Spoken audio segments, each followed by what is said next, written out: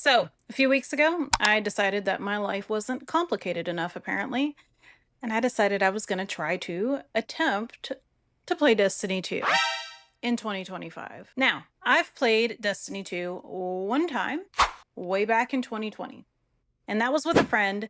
And even though I had a friend trying to help me through that game, I made it about 4 hours before I was overwhelmed and I quit. Then one day, while scrolling through TikTok, I saw a few videos that were kind of laughing about making fun of new players or how hard the new player experience is. I don't know what this says about my brain or my personality. But for some reason, that made me want to try it. So that's what I'm going to talk about today. What the new player experience is like in 2025 when you have no guides, no friends, no YouTube videos. What the fucking fuck? And are people just exaggerating, or is it really that messed up? Real quick before I get into it, this is not a scientific process. It's been a rough couple weeks. I lost the first 10 hours of footage because Windows decided it was going to update and cause a lot of problems on my PC that I ended up having to have the whole thing wiped and then have Windows 11 put back on, and I didn't back up any of my footage. There's nothing here outside of my simple opinion. So, take it, leave it, whatever. By the way, special shout out to Microsoft.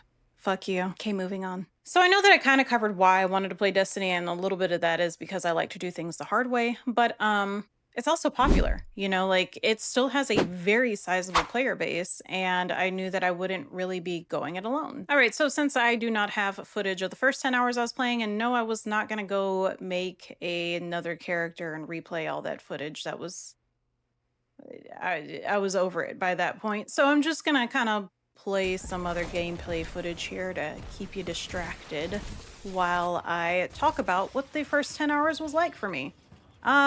It was a nightmare. What the fuck, Bungie? What the fuck? You load in. I don't know what this user interface is. This is the most user-unfriendly design that I have ever come across. How are you supposed to find things? So I finally make it to the tower. I talk to Ikora. I think it's Ikora. We're gonna go with Ikora. No, I know I said that I wanted to go in blind, and I know that there's a few people who are like, well, why would you want to do that? Why don't you just read a guide, watch a YouTube video, I don't know, phone a friend? And, I have a problem.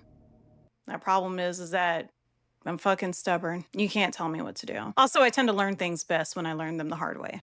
All right, this is Editor Sheikachu here. As I was cutting this video down and getting my B-roll in, I kind of came to the realization that a lot of the problems that I'm gonna be stating coming up, I wasn't entirely sure if these were actually new player problems in general or returning player problems. Because I, as you will see, very incorrectly assumed that because I only had 4 hours in the game when I tried playing it the very first time back in 2020, that I would be treated as a new player when I opened up the game again. So I made a second character, and to my surprise, there's actually an opening story. Now, this is the New Light campaign. And of course, I would have known this had I done any amount of research before I started playing, but again, I really wanted to go in blind and see what the blind experience was like. The thing is that according to the wiki page, the New Light expansion dropped in 2019, but I don't remember a single bit of this. Not one scrap of this felt familiar. So I go over to my Warlock account to try to see if I can find if I've completed these quest steps or not, and I don't know how the fuck to find it.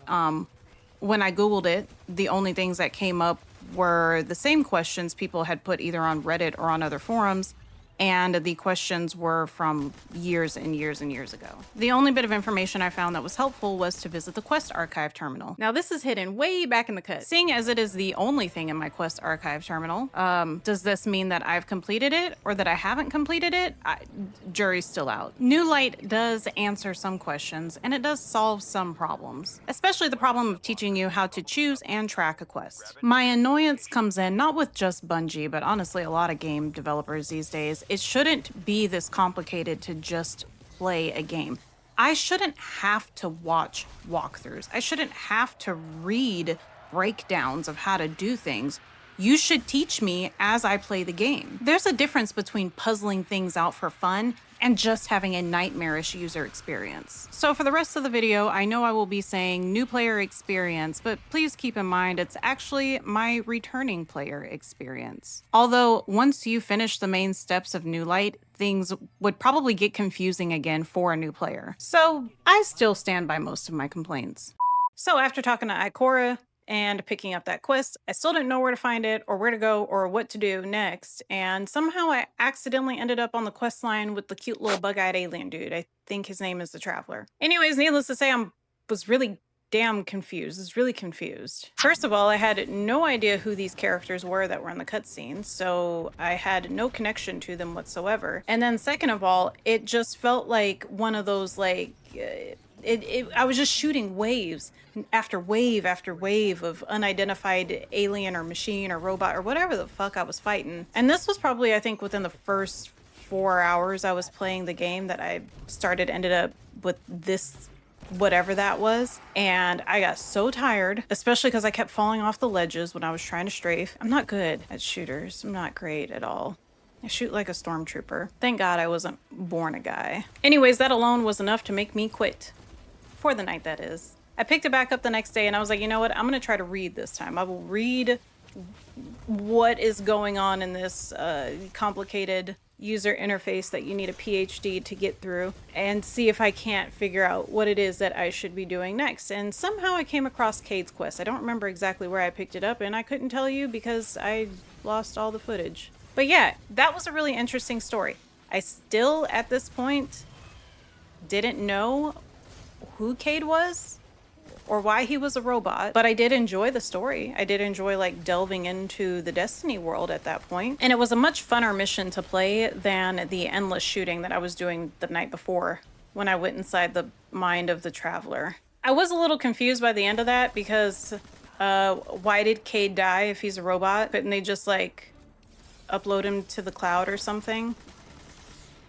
I know that that's a little rich coming from somebody who lost all of their gameplay footage because they didn't back it up, but I feel like a person is a little more important. Is he a person? I don't know. By the way, if you're enjoying this video so far, be sure to hit the thumbs up and the subscribe buttons because I'm just a little guy. I could use the help. I won't lie. Going in blind and starting Destiny as a newbie in 2025 is probably one of the most painful gaming experiences that I've ever had. People complain about Elden Ring and not being able to get past the first little pony dude, but this was worse. I had no idea what was going on. At least in Elden Ring, like I knew I was getting my ass beat and I knew I should just run in a different direction until I figured out which direction to go, but Destiny feels like I was running in every direction, and it was either, nope, you don't have the right expansion pack, or why the fuck are you here? Finally, at some point, I figured out that I needed to go to Europa, probably just because I was clicking anything that I could go to at that point. So I went to Europa, because I didn't buy all of the expansion packs. I think I just bought the Beyond Light and maybe the Witch thingy. I don't remember. But I started the Beyond Light campaign. This was when Destiny started to feel like an MMO and not a worse version of Borderlands, which is saying something because I fucking hate Borderlands. At this point, it was fun. I was having a lot more fun finally. I was picking up new weapons and new gear, and I was starting to kind of get the feel of the game, and shooting became a lot easier. I found out that I really liked the bow, and then I got a grenade launcher too, and man, I was having a great time with that grenade launcher. Bounties and completing dailies, and it got fun. So at this point, I'm confused as fuck, but at least I'm confused and I'm having fun. Quest tracking in this system. 30 hours in and I still don't get it. Sometimes the little diamond's there, sometimes it just disappears. Sometimes it'll tell you when you pick up the quest what conditions need to be met in order for you to, complete that step. And sometimes the conditions are hidden down in like one singular line at the bottom. So if you don't read the entire paragraph, you won't pick it up. Now, I'm someone who skims when I read. I do not read word for word. I don't know, I'm lazy. I don't know what to tell you. I just don't. So the quest where I needed to go to the Eventide ruins and just keep killing shit until I completed it, I was so confused. I still don't even know how many I needed to kill in order to complete this quest. I would kill a bunch. I would spend like 20 minutes just killing everything in sight. go back to Mr. Forearm Dude, and then, nope, still haven't completed the conditions yet. Gotta go back out there. The fuck, Bungie? Fuck. Or is it me? Am I slow? I don't know. I don't think I'm that slow. I'm just a little slow. However, the more I played Destiny, the more it just got its little hooks into me. And you know what? I was like, hey, I see the alert. I see why people play this game consistently for this many years. The little NPC mobs that are out in the world, they duck and hide. Like when you're shooting at them, you know, they don't just stand there and let you shoot at them. And it's really those details that really started pulling me in. I started finding that I wanted to power up the game, not just because I had to, but because I was looking forward to completing my bounties. Even though I'm still a little confused over the broader Destiny universe, I'm sure that most of that will unfold the more I play. And I feel like the Beyond Light campaign did an okay job of telling me what's going on. I still don't quite fully understand what ghosts are or exos, so maybe I don't understand as much as I thought I understood. But it's cool. I'm having fun. It was cool that the boss fights felt like traditional MMO boss fights, meaning that they had, you know, like certain patterns and mechanics and different battle phases. It didn't feel like you were running in there to shoot down an enemy that had a massive pool of health and nothing else to it. The story for the Beyond Light campaign was a wee bit on the cliche and cheesy side, you know, like, oh, don't succumb to the darkness, use the dark in balance with light, and all that kind of stuff. They did it well. It was executed well. I have yet to experience any PvP because I know that I will probably get rocked. Yeah, I'm just a little noob. I did finish the Beyond Light campaign and it was good. It was good. It wasn't life-changing or the best story that I've ever played through. No, but it was good. It kept me entertained, it kept my attention, and I had fun shooting things. Also, shout out to these two who kept me alive through this little dungeony area, because I'm genuinely sorry. So, to answer the question, what is the Destiny new player experience like in 2025 if you go in completely blind? It's ass, that's what it is. It's complete ass. But if you make it through the sucky parts, it can be a lot of fun. My recommendation is to not do what I do. Go watch a video. Go watch a walkthrough. Find who's good at making them. Go on Discord, find someone who plays Destiny 2 and who's gonna, you know, be there to guide you through. Explain the process. Because if not, you're just gonna have to be okay with not knowing what a bunch of shit is. One moment I do remember very clearly is that it was really bittersweet to come across the character that Lance Reddick voiced, and that's Commander Zavala. I do remember at the time that he passed that there were a lot of Destiny players holding tributes for him on social media and I think possibly in the game as well. I feel like I saw clips of that. I don't totally remember though because my brain is my brain. And honestly, it's one of my favorite things about playing MMOs. It's not just a game. There's a community that gets built up around the game that you're playing. For instance, when the creator of Dragon Ball Z passed away in Final Fantasy XIV, there was a lot of people who were crafting the pieces that would make an outfit that would look like Goku's, I don't know what the name is called, his fit, you know, like orange and blue. And they were selling the pieces and the dye, I think like 1 gold or something, or 1 gil. Just spending hours crafting and loading up the marketplace because they were holding in-game vigils for him. And there's just something so special about the bond that you will create with an MMO and with other players in an MMO over these types of cultural experiences. Each MMO, you know, has its own culture and subculture within it.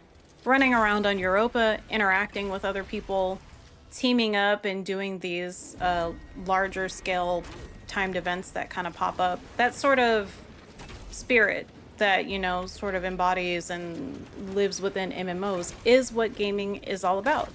So it would be pretty hard for me to tell you to not play Destiny just because it's extremely difficult to get into. I think it's only not worth it for 2 reasons. One, you absolutely can't stand FPS style gaming.